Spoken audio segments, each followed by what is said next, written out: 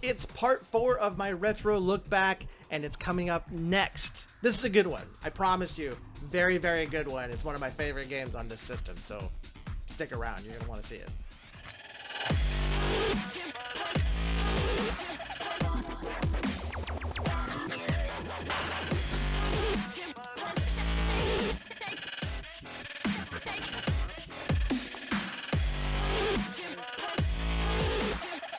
What is this?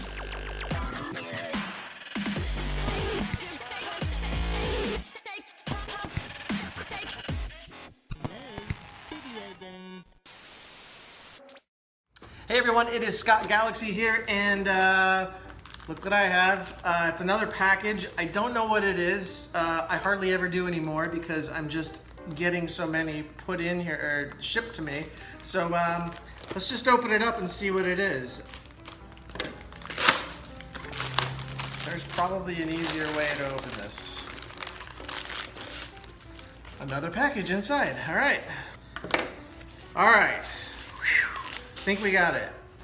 And it is a Sega CD. It is a boxed one, so that's why it threw me off. This is Jaguar XJ220. It's actually in pretty decent shape. These boxes in particular don't do very well. They, over time, actually not even really over time, it doesn't take long for these to break down. And while this one does have some signs of breaking down, it didn't fade. The color looks pretty good. The box cover looks really nice. And I'll just put a protector on it and it'll look pretty good. But this is complete in box. So let's open it up. See what we got.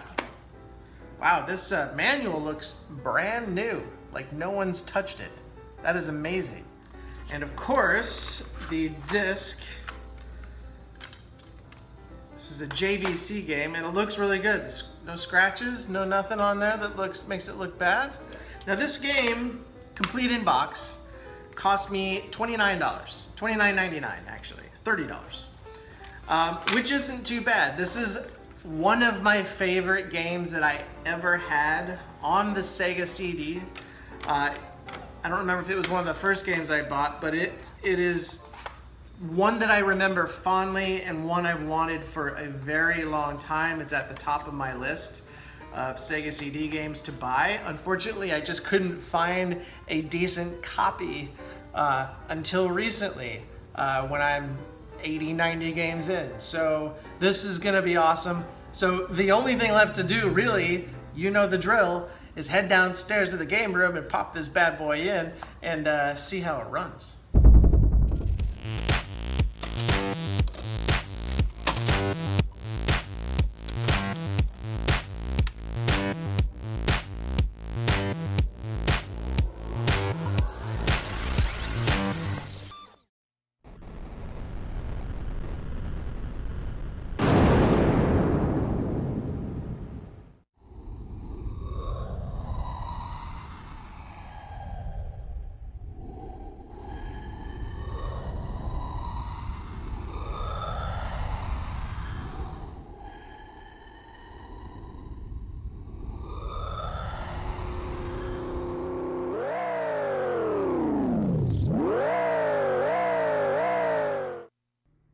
Love that opening.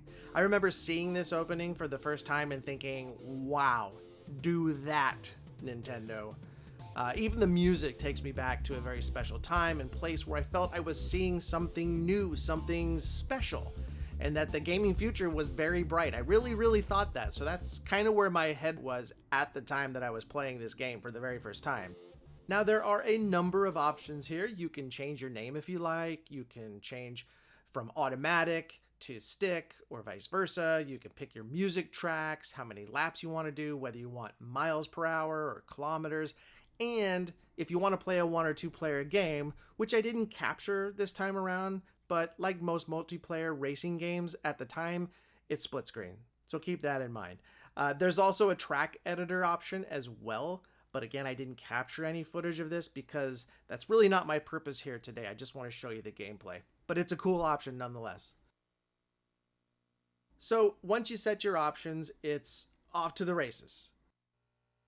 We're gonna pick Grand Prix. So once you do that, you can actually select your music as well. Which again, at the time was super cool. It just was a cool thing. So now we can finally get into the actual gameplay. And if this looks like Outrun to you, you're not wrong. Go!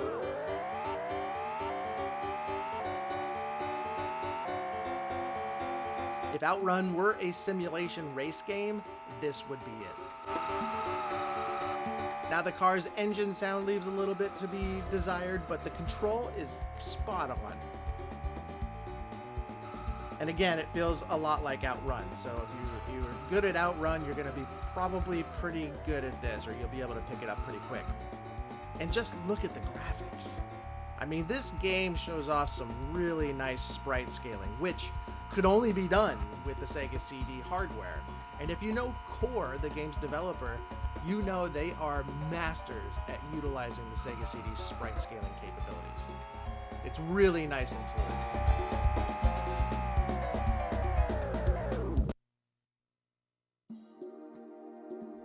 So once you finish your qualifying race, it's off to the actual Grand Prix race. This is where it really gets fun and challenging. Start your engines. Go!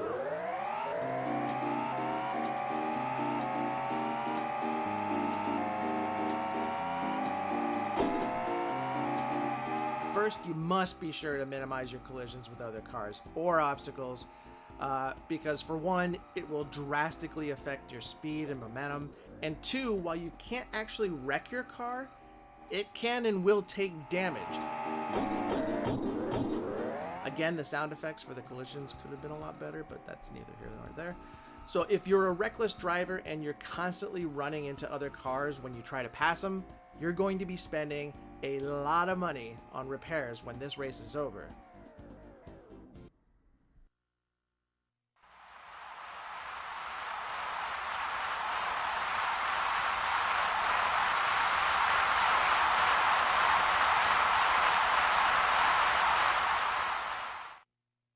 Some things to point out in this game.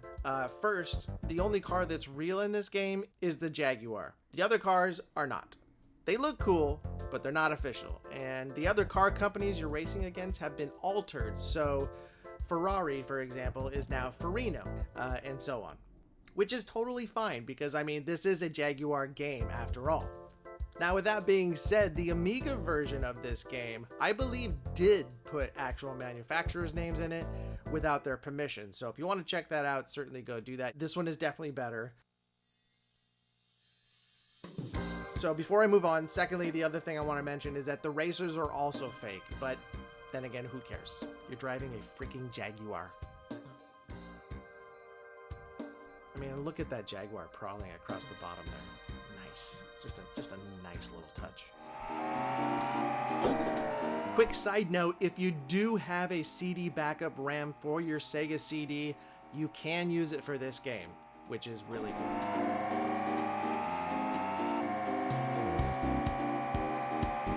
So overall, this is a really nice game. In fact, it's my go-to racing game for this system. I mean, with the sprite scaling, the great gameplay, and the track editor to boot, Jaguar XJ220 checks off a lot of boxes for people who are looking for a good racing game.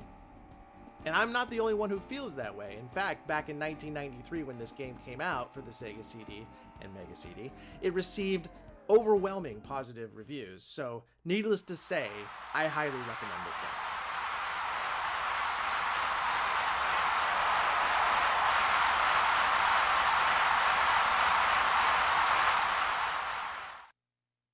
So there you have it. That is Jaguar XJ220 for the Sega CD. It is one of my favorite games on the system. I had a blast playing this when it first came out way back when, and it's still fun for me today. It has that kind of Outrun feel to it, which I'm a big fan of. So if you're looking for a racing game, this is definitely one to take a look at, and I'd love to hear your thoughts on the game itself in the comments below. And for part 5 of this series, make sure you subscribe and hit that bell so you're notified when that next one comes out, and I can't wait to see you then.